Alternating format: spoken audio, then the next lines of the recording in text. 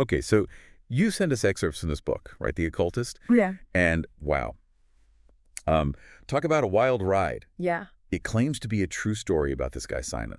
Calls himself a wandering wizard, battling demons at a Baptist seminary, Hmm. Because that's where you'd least expect it. Right. Well, what's fascinating to me is how the author blends folklore, religious belief, even pop culture to draw the reader in. It's like they're intentionally blurring the lines between fiction and reality, tapping into that universal curiosity we all have about the unexplained. Right. Part of me wants to just roll my eyes. Mhm. But then there's this other part that can't help but wonder, what if there's something to this? And that's exactly why these types of stories, they resonate so deeply with us, even if we don't fully buy into them. They make us question what we believe, even if it's just for a moment. For sure. So the story takes place at Ransom Baptist Seminary. Yeah. Which, let's be honest, already sounds like the perfect setting for like a horror movie. Right. It's isolated, Right. has strict rules, and this palpable air of mystery hanging over everything. Yeah, the author definitely knows how to set the stage. You've got this sense of confinement, repression, which honestly creates fertile ground for strange things to start happening. Yeah. And then, of course, we're introduced to these key players. There. You've got Rich, our protagonist, who's just starting at the seminary. Ian, the mysterious man in black. Jenny, the love interest. And the imposing Dr. Dwyer, the head of the seminary. Right away, Rich starts experiencing these weird occurrences, knocking in the dorm's phantom footsteps. Yeah. Even a creepy encounter in the bathroom with this shadowy figure, like classic horror tropes. But they definitely work to build that sense of unease. Yeah, it's like the author is deliberately playing on those primal fears we all have. The fear of the dark, the unknown, the things that go bump in the night. Right. And the way these encounters escalate gradually, it's like slowly turning up the heat on a simmering pot until it finally boils over. And boil over it does. With the incident in the chapel, which, well, let's just say it involves some kind of unholy slime, and leave it at that. Yeah. It's a bizarre and unsettling scene, for sure, and the author uses very visceral language to describe it, really tapping into our sense of disgust and revulsion. But there's also this element of the taboo, which for some reason always seems to amplify our fascination with the unknown. Totally. It's like that saying, I don't want to look, but I can't look away. And this incident seems to be a turning point for Rich, where he really starts questioning what's going on. Absolutely. It's a pivotal moment because it forces him to confront the possibility that things are not what they seem. And then the sense of unease, it's amplified when Ian takes Rich on that trip down Snake Road. Snake Road. Even the name sounds ominous. This part really grabbed me because it's where Ian starts revealing his, shall we say, unique worldview to Rich. Yeah. And this is where the narrative shifts from these isolated, spooky encounters to a larger, more unsettling philosophy. Yeah? Ian starts talking about magic, the nature of reality, even claiming that George Washington's ghost told him where to find the best burger joint in town. Okay, even I have to admit that part made me laugh out loud. Yeah. Like, the author is playing with our expectations, throwing in these absurd details to keep us guessing. Yeah, and it works. But beneath the humor, there are these intriguing, albeit unsettling, ideas about the nature of belief and the power of the mind. For example, Ian talks about how our thoughts and beliefs can actually shape our reality, which, if you think about it, isn't too far from some concepts explored in psychology and even quantum physics. It's like the power of suggestion. Right. If you believe something strongly enough, it can manifest in your life, for better or for worse. Exactly. And that's where things start to get really interesting. What happens when those beliefs center around the supernatural? The occult, the things we often dismiss as impossible. Well, in the case of The Occultist, things take a pretty dark turn, especially with the introduction of the Funk Club and the tragic death of Julie. Oh, yeah. The Funk Club adds another layer to the story. This element of secrecy and shared knowledge. It's like they're a group of students who are aware of the strange things happening at the seminary, but are keeping it under wraps for some reason. And then there's Julie's death, which, wow, the author really doesn't hold back on the disturbing details. Yeah. And the fact that she was found with a copy of the Satanic Bible, adding fuel to the fire. It's a classic horror trope using a symbol of evil to heighten the sense of danger and further blur the lines between what's real and what's imagined. It makes you wonder if Julie's death was simply a tragic coincidence, or if there was something more sinister at play. Which I have to say is a question that lingers throughout the rest of the story. And we're back, still trying to unravel the mysteries of The Occultist. Before the break, we left off on a pretty unsettling note. with Julie's death and this growing sense that things at Ransom Baptist Seminary are about to get a whole lot weirder. You're absolutely right. And what's interesting is how Julie's death, tragic as it is, seems to act as a catalyst for the rest of the story. It's like the stakes are raised, and everyone is put on edge. Rich especially seems to take it hard. He goes from being this passive observer to actively questioning Dr. Dwyer's authority, even challenging him directly. Yeah, it's like he's finally waking up to the fact that something is seriously wrong. And he can't just sit back and pretend anymore.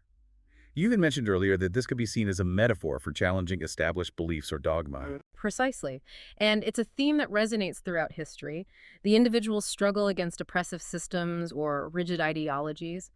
But in this case, it's not just about challenging authority. It's about confronting something far more unsettling, far more primal. And that confrontation reaches its peak during the incident the author so dramatically calls the Night of 1,000 Hells, which, by the way, sounds like a metal band I'd listen to. Yeah. But I digress.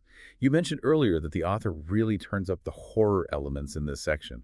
What exactly goes down? Well, it starts with these escalating paranormal events. Gary, one of the students, breaks his arm under mysterious circumstances. And then there are these strange sounds, almost animalistic, coming from Phil's room. Remember, Phil is the guy who's been dabbling in black magic, trying to contact spirits through automatic writing and whatnot. So it's safe to say that whatever's happening is probably not going to be pretty. You're right about that. Rich, Ian, and a few other students go to check on Phil, and that's when things go from bad to terrifying.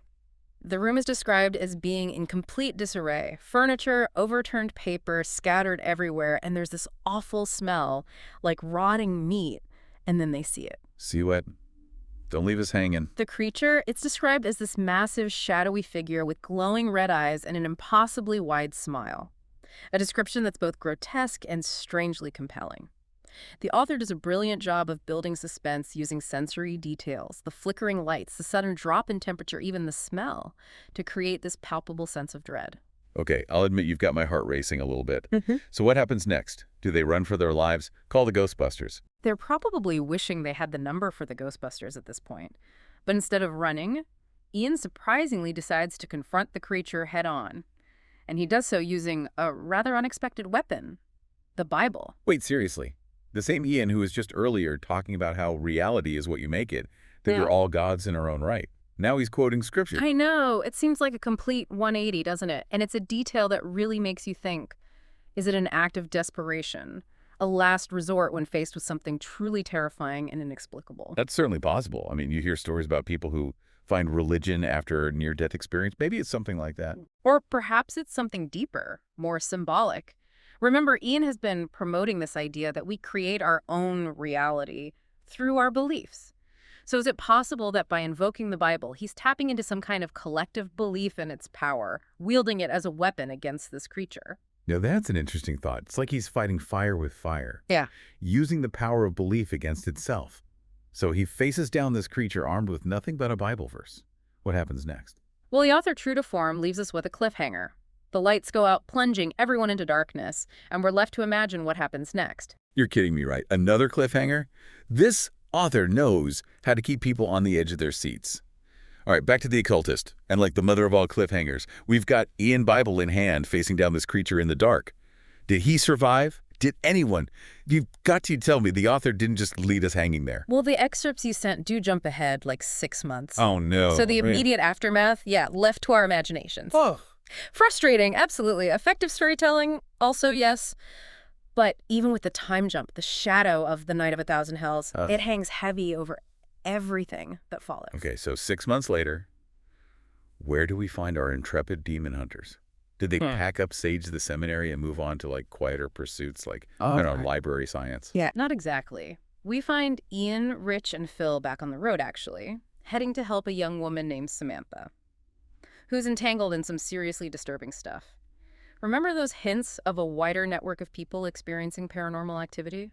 Samantha seems to be dealing with the fallout from that. Right. She's the one who attempted suicide, and then things got really weird. Like, her room was trashed, she was speaking in tongues, even the paramedics were freaked out. Yeah. It's like whatever they encountered back at the seminary followed them. Or maybe it was already out there, just waiting to latch on to someone vulnerable. That's a key point, actually. The story subtly shifts from being contained within the seminary walls to suggesting that this darkness might be more pervasive, more insidious. It's not just about one place, but about the potential for this evil to touch anyone, anywhere. Which, let's be real, is a pretty unsettling thought for us listeners, too. It's like that moment in a horror movie when you realize the monster isn't just a scary story. It could be lurking right outside your window. Exactly. And it makes you question, if this darkness is real, if it can touch our lives so easily, what tools do we have to combat it? Faith, reason, or maybe, as Ian suggests, our own inherent power of belief. Which brings us to that intriguing exchange in the car. Steve, one of the students, asks Ian point blank about being Simon, this wandering wizard, and Ian's response is, well, cryptic to say the least. I am Simon Calamanis, and Simon Calamanis means me. What is he even saying? Is he confirming he's this, like, mystical figure, or is it something more complex? That's the beauty of it, isn't it? The author leaves it open to interpretation. Maybe Ian has fully embraced this identity, this role he's created for himself. Or maybe, as you hinted at earlier, he's become a blend of light and shadow, wrestling with the very forces he claims to fight. So where does that leave us? We've got this wild tale, full of creepy encounters, philosophical musings, and a hero who's as mysterious as the forces he battles. What are we supposed to take away from all of this? I think the real takeaway is the power of ambiguity. The author never gives us easy answers. Instead, they force us to confront the unknown, to grapple with our own beliefs and doubts. In a way, it mirrors the experience of the characters themselves, fumbling in the dark, searching for meaning and understanding. So it's not about definitively proving or disproving the existence of demons or wandering wizards. It's about the journey, the exploration of what we believe and why we believe it. Precisely, and perhaps more importantly, it's about acknowledging that some questions simply don't have easy answers. Maybe the real monsters aren't the creatures lurking in the shadows, but the fears and uncertainties that reside within us all. Okay, now that's a thought to leave us with. We started this deep dive trying to separate fact from fiction, and we ended up somewhere far more intriguing, questioning the nature of belief reality and, yeah, the things that go bump in the night. And maybe, just maybe, that's the point. Sometimes the most powerful stories are the ones that leave us with more questions than answers, prompting us to continue the exploration long after the book is closed or the podcast ends. So to our listeners out there, we'd leave you with this. Have you ever had an experience that defied explanation, that made you question the boundaries of what you thought was possible? Hold on to that feeling, that sense of wonder and curiosity. It's in those moments of uncertainty that we truly begin to learn and grow.